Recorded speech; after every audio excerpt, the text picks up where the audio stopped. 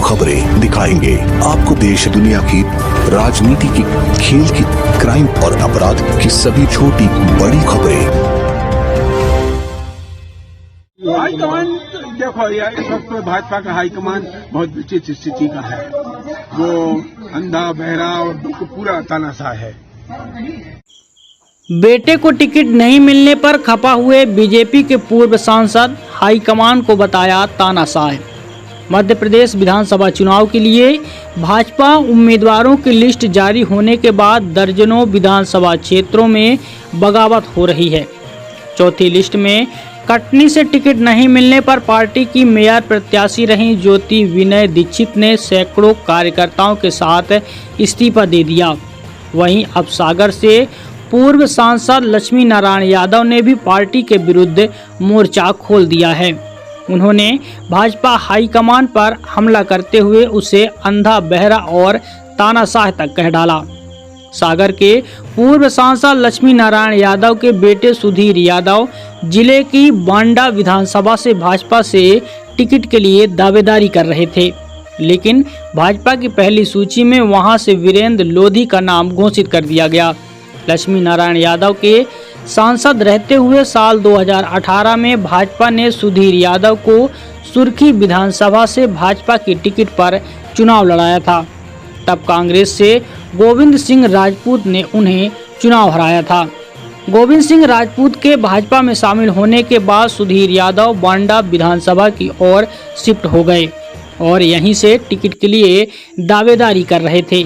चूंकि सुर्खी विधानसभा में गोविंद सिंह राजपूत के होने के कारण उन्हें वहां कोई उम्मीद नजर नहीं आ रही थी, लेकिन पार्टी ने बांडा विधानसभा से वीरेंद्र लोधी को प्रत्याशी बनाया है। तभी से सुधीर यादव की बयानबाजी सामने आ रही थी और अब उनके पिता ने भी मोर्चा खोल दिया है।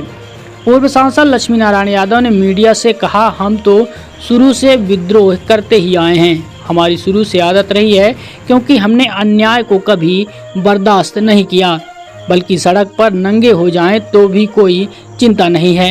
यह सुधीर के साथ अन्याय हुआ है। अगर विद्रोह करते हैं तो करें, अगर उनकी जगह हम होते तो हम भी यही करते। अब लड़ेंगे तो हम उनका काम करेंगे। इस वक्त हाईकमान भाजपा का बहुत विचित्र स्थिति में है। अंधा बहरा और पूरी तरह तानाशाह हो गया है। हम किसी और का प्रचार भी नहीं करेंगे। अब फिर ये अन्याय हुआ, ये उनके साथ हुआ, सुधीर के साथ हुआ। तो सुधीर अगर उसके प्रति उसका विद्रोह करते हैं तो उन्हें करना चाहिए। कोई व्यक्तिगत रूप से अगर आप उनकी जगह होती तो आप करना, हम भी निर्णय लेते यही कि हम तो लड़ेंगे ना। हमने लिया ना, हमने लिया, हम कब लड़े। कि जब 2008 में हमें कांग्रेस ने टिकट नहीं दिया था तो हमने कह दिया था कि हम लोग तो लड़ेंगे, सिर्फ यही आगे से हम लड़ेंगे। हम कि तुम लड़ो जाओ, और हमने उनका काम किया। अब लड़ेंगे तो हम उनका काम करेंगे। अगर ऐसी स्थिति बनती है कि आपको भरना बजा के इंतजार काम करना पड़ता है, बिल्कुल पक्का जी। मतलब एक तो चीज़ के अभी जिस जिले में 7 विधानसभा से 7 विधानसभा के प्रत्याशी बने, उनमें कोई भी यादव हाँ नहीं रखा। वो तो पूरे प्रदेश व्यापी नहीं रखा था। 80 में 1 था और अब 3 है कुल, जबकि 9% यादव समाज की जनसंख्या है। दूसरों के साथ भी अन्याय है, मैं नहीं कहता कि लोधियों के साथ न्याय नहीं है, पर हम ये मानते हैं कि हमारे साथ तो बिल्कुल घोर वाले बात करने वाले हमसे रोज बात करते हैं। उसकी आप बिल्कुल चिंता नहीं करो। वो रोज उनके फ़ोन आते हैं, रोज बात करते हैं। जिनको भी बात करनी है इस दुनिया में, बात करना बड़ा आसान है। अब तो बहुत कठिन है नहीं, एक फ़ोन ही लगता है किसको।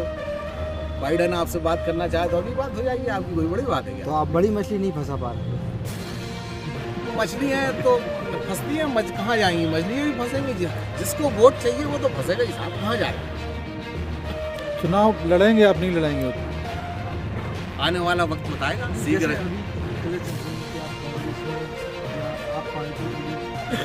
कांग्रेस के लोग भी संपर्क में है, आम आदमी पार्टी के लोग भी